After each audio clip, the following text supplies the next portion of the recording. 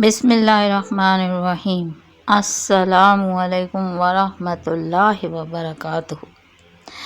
آج آپ کے ساتھ بہت ہی خوبصورت اور رسول پاک صلی اللہ علیہ وآلہ وسلم کا بتایا ہوا طریقہ، ایک وظیفہ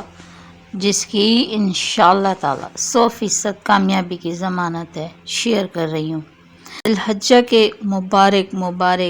دن اور مبارک راتیں، ان راتوں کی عبادت اللہ تعالیٰ کو سب راتوں سے زیادہ محبوب ہے،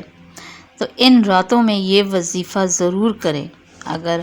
آپ دیکھیے آپ کی پریشانی اور جو بھی مسائل ہیں تو اس کے حساب سے یہ بہت ہی مجرب عمل ہے۔ ایک ایسا ہے کہ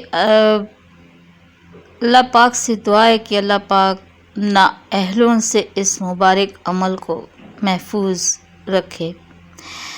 کیونکہ حضرت ایوب انصاری رضی اللہ سے مرفوعاً مروی ہے کہ جب سورہ فاتحہ، آیت الکرسی، آیت شاہد اللہ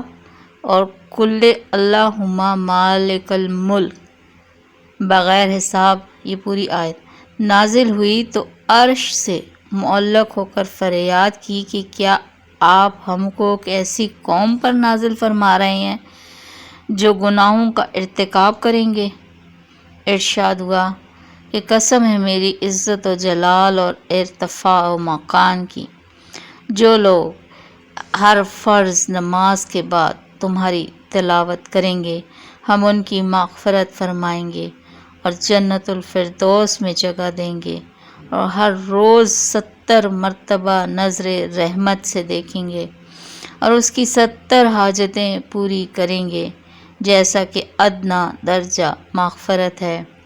بعض روایت میں یوں بھی آیا ہے کہ ہم اس کے دشمنوں پر اس کو غلبہ عطا فرمائیں گے۔ اب یہ اس کے پڑھنے کا طریقہ جو ہے وہ کس طرح ہے، وہ عام طور سے ہر فرض کے نماز کے بعد جو ہے بغیر اٹھے اور بغیر کلام کیے سب سے پہلے ایک بار سورہ فاتحہ، پھر ایک بار آیت الکرسی،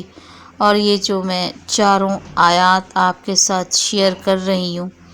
اور اس کا میں ترجمہ بھی شیئر کر رہی ہوں، سورہ نمبر بھی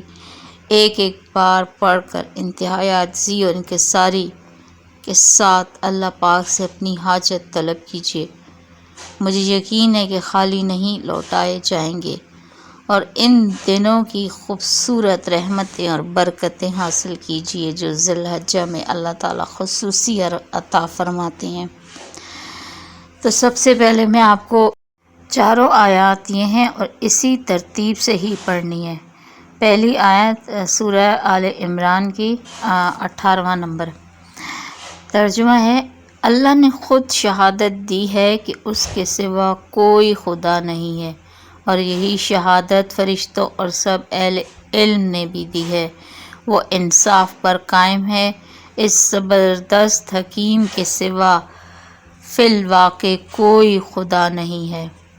اور دوسری آیت آل عمران کی آیت نمبر 19، اللہ کے نزدیک دین صرف اسلام ہے، اس دین سے ہٹ کر جو مختلف طریقے ان لوگوں نے اختیار کیے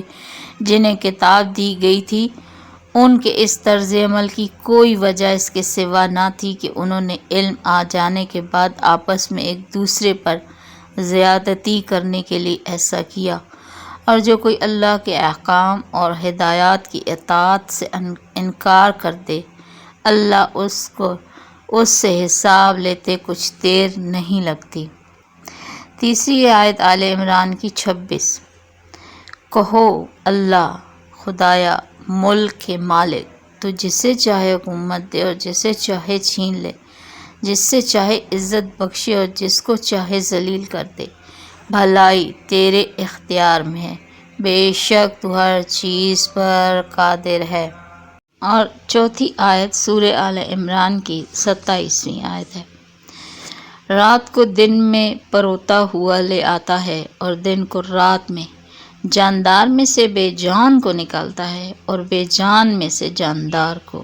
اور جسے چاہتا ہے بے حساب رزق دیتا ہے۔ تو ان وظائف کا جو آج وظیفہ شیئر کیا ہے، اس کو آپ اگر ہر نماز کے بعد نہ بھی کر سکیں تو کم از کم آج ذی الحجہ میں جو رات کا وقت ہے تو اس وقت، یا عشاء کی نماز کے بعد، فجر کی نماز کے بعد، کسی بھی نماز کے بعد آپ ایک اپنا اس کو وظیفہ بنا لیں جو آپ آگے بھی لے کر چلیں۔ تو اس وظیفے کو کر کے دیکھیں، انشاءاللہ تعالی آپ کی دعا ضرور جائز دعا انشاءاللہ تعالی ضرور قبول ہوگی، اور آپ اس وظیفے کو آگے بھی شیئر کیجئے اور لائک اور کامنٹ بھی ضرور کیجئے، کیونکہ یہ وظیفہ بالکل مستند وظیفہ ہے، اور اس وظیفے کی جو سند ہے وہ یہ ہے کہ یہ تمام قرآنی آیات جو ہیں وہ بہت خوبصورت ہے، اور ان کا ترجمہ آپ کے ساتھ شیئر کیا ہے تو یقیناً آپ کو اس سے بہت فائدہ ہوا ہوگا۔